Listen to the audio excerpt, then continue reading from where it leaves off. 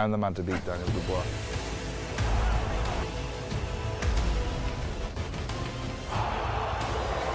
You're going to sleep.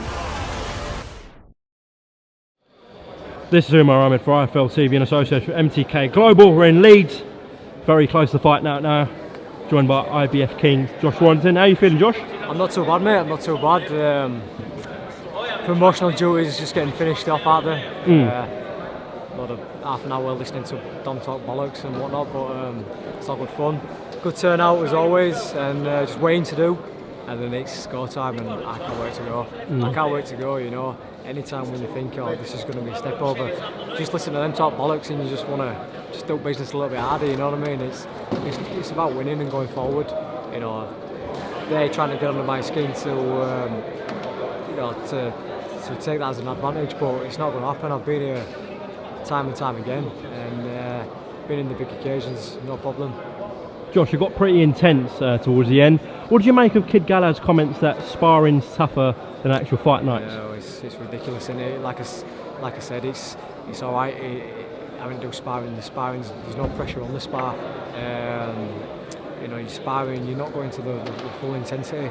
And he's reeling all these different opponents.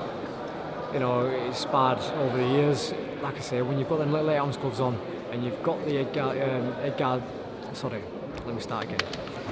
When you're sparring, you've got the head guards on and you've got the big gloves on, and when you're fighting, you've got the 8-ounce gloves on, and you've got the pressure of the crowd, you've got the pressure of winning, because it don't matter. You know, you have a bad spar, you come back, you go again day after.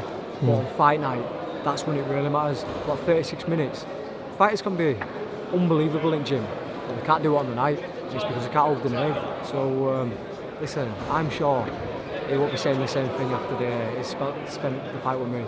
Josh, before the Selby and Frampton fights, you were the underdog. You go in as the bookie's favourite. Has your mindset changed at all going into this fight? Not all. I've set a new goal, a unified division, and in order for me to do that, I've got to deal with people like Barry, you know, and I think it's been made a little bit bigger than what it is because he's the best opponent, but he's not been to this level before, and he'll know about that on Saturday night. Josh, before the Lee Selby fight, it was pretty intense.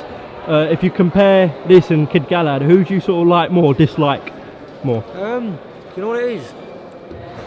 It's a persona that they're putting on. With Selby, it got personal, it went on for a long time. But you've got to respect Selby because he stood by everything that he said. Whereas Barry, he contradicts himself. He says one thing and then says another thing, and it's like I say, it's little tactics to try to get under my skin. But it makes himself worse by the people who's got around him, you know, like Dom and whatnot, just talking absolute bollocks. But I probably won't be running into their change rooms to, you know, wish him well in the rest of the career after I've chinned him. But there you are. Josh, during Joshua Ruiz fight week in New York, Carl Frampton was there, interviewed him, and he believes that Kid Galahad will quit, they'll throw the towel in late. Do you believe he might throw the towel in? I've had a thought of it, to be honest with you. I've had a thought when he's running out of ideas and not knowing what to do. And you know, he talks about like he's got more knockouts on his record and stuff like that. The difference is when you put our records side by side, all the opponents I've been in with have had like a 90% plus winning record. He's on average around 50-60. It's a different mentality, different state of mind when you get into them later rounds and the fight's starting to really get to you. You've got to dig deep and really search inside. He talks about he's destined, he's been wanting to fight this for 16 years. He ain't prepared, man, he really isn't prepared, and you know, when things are getting tough for him, I can see him throwing a towel in. Okay. Josh, do you think Kid Galahad should even be getting this opportunity with the failed test that he's had previously? No, I've said many a time, I think he's a disgrace, but he's here now, isn't he? And I've got to deal with him, and I can't really look too much into that no more, you know. I've said him a bit on it, and it's just so he knows that, and now, you know, just got to concentrate on beating him now. Josh, you believe this Saturday night will be Anne still? Obviously you don't want to look past Kid Galahad, but if that is the case, 100%. You gun in for Oscar Valdez? Oh, Oscar Valdez, Los Santa Cruz, Gary Russell, any one of them will be champions. After this, I'll have beaten Lee Selby, Carl Frampton, Kid Galahad, all the big names in the UK. There's no one left for me to fight over here. I want to go on and test myself. And you want to take these fans to the States? Yeah, definitely. Let's go make some memories. All right, Josh Warrington, appreciate your time on IFL. Wish you the best of luck this Saturday. Cheers, Thank you, Josh. Thank you. Nice one.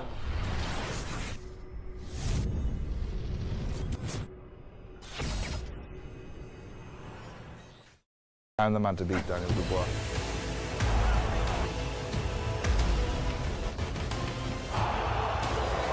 You're going to sleep.